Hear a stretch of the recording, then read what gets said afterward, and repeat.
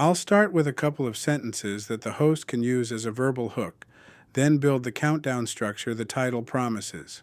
Output below is the spoken script only. If you're over 65 and you take a handful of supplements every morning because you believe they're keeping you healthy, I need you to hear something that took me a long time to fully understand. Some of the most popular supplements on the shelf, the ones marketed straight at people our age, may be doing the opposite of what you think. And 3 of them in particular are ones I would personally walk away from the moment I turned 65. Now, before you grab a pen, let me be crystal clear about who I am and who I'm not. I'm not a doctor. I'm a health educator. I read the research, I read the big studies, and my whole job is to take what the scientists found and translate it into plain English for you and me, regular folks trying to age well without a medical degree. So nothing I say today is a command. I'm not going to tell you to throw anything in the trash tonight. What I'm going to do is walk you through what the evidence actually suggests, and then the smartest, safest move every single time is to take this information to your own doctor or pharmacist and have a real conversation. Here's how this is going to go. I've got 3 supplements and we're counting them down. The first one most people have never even thought twice about. They assume it's pure protection. The second one used to be sold as the fountain of youth, and the research turned out to be a real surprise. But the third one is the one I see seniors get wrong the most often, and it's the one that can quietly cause the most trouble. So stay with me all the way to the end, because if you only remember one thing from this whole video, I want it to be that third point. Let's start with number 3 on our countdown, and it's high-dose calcium. Now I can already hear some of you. But calcium is good for my bones. My whole life I've been told to get my calcium so I don't break a hip. And you're not wrong that calcium matters for bone health. It absolutely does.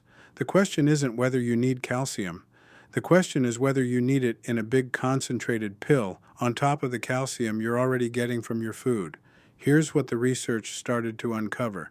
Several studies looking at high-dose calcium supplements, and I want to stress supplements, not calcium from your diet, raised concerns that all that extra calcium hitting your bloodstream at once may not all end up neatly in your bones. Some of it appears to circulate, and over time researchers began asking whether some of that excess could contribute to calcium building up in the walls of your arteries. We call that arterial calcification, and it's basically a stiffening and hardening of the very blood vessels that are supposed to stay flexible and carry blood to your heart and brain. Now, I want to be fair and honest with you because that's the whole point of this channel. The evidence here is mixed. Some studies found a link between high-dose calcium supplements and heart concerns. Others didn't find a strong connection. Scientists are still debating it. But here's the thing that stuck with me. Study after study suggests that calcium you get from food, from your yogurt, your leafy greens, your sardines, your fortified foods, does not carry that same worry. Your body seems to handle food calcium beautifully. It's the big single-dose pill that raised the eyebrows. So what do you do instead? You don't panic, and you do not stop a prescribed supplement on your own. But this is a perfect thing to ask your doctor. Do I actually still need this calcium pill, or am I getting enough from what I eat? Many seniors are quietly surprised to learn they were doubling up on something their diet already covered. And here's a related piece. Calcium works hand in hand with vitamin D and vitamin K, and your doctor can look at the whole picture instead of just one isolated pill. By the way, if you find this kind of plain English breakdown helpful, I've put together a free, simple guide on questions to ask your pharmacist about your supplements. It's down in the description, no charge, just my way of helping. Take a look when we're done here. All right, let's move to number 2 on the countdown, and this one genuinely surprised a lot of people when the research came out, high-dose vitamin E. For years, vitamin E was treated like a miracle. It's an antioxidant, and the thinking went something like this. Antioxidants fight the damage in our cells, so more antioxidants must mean a healthier heart, a sharper brain, maybe even protection from cancer. It sounded so logical that millions of people, a lot of them seniors, started taking big high-dose vitamin E capsules every day. 400 international units, 800, sometimes more. And then the large studies came in, and the story didn't go the way everyone expected. Researchers ran big, careful trials, and instead of finding that high-dose vitamin E was protecting hearts and extending life, some of the analyses found the opposite signal.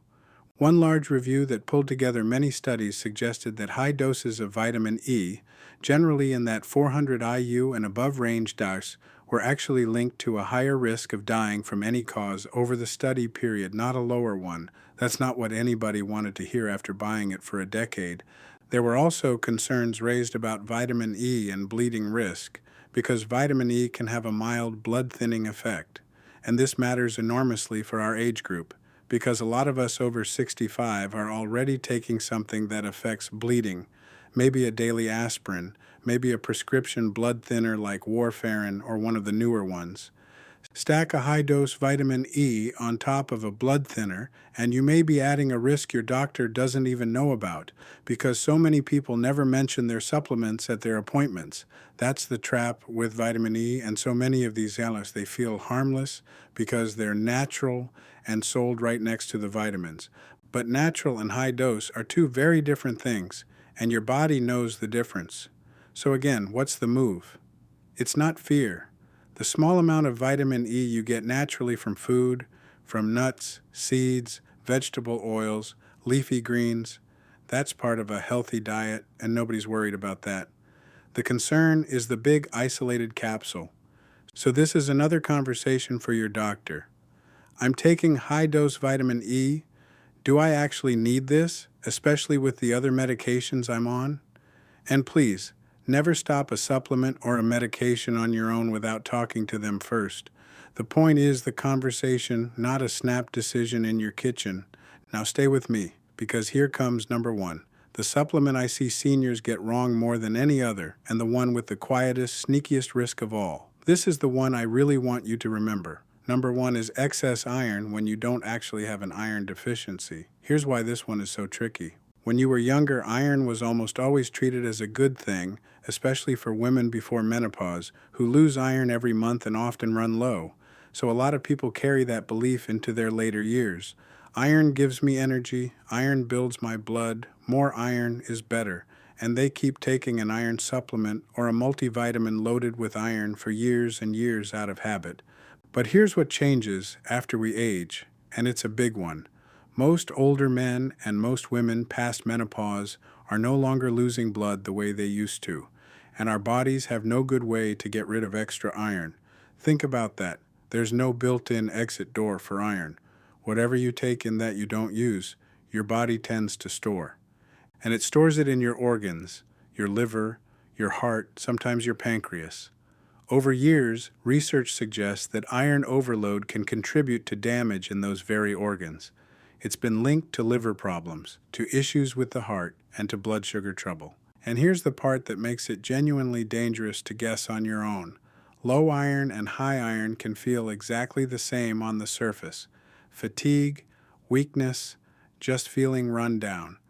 So someone feels tired, assumes they're low on iron like they always were, and reaches for an iron pill, when in reality their iron stores might already be full or even too high, and they're pouring more onto the pile. You simply cannot tell which way it's going by how you feel.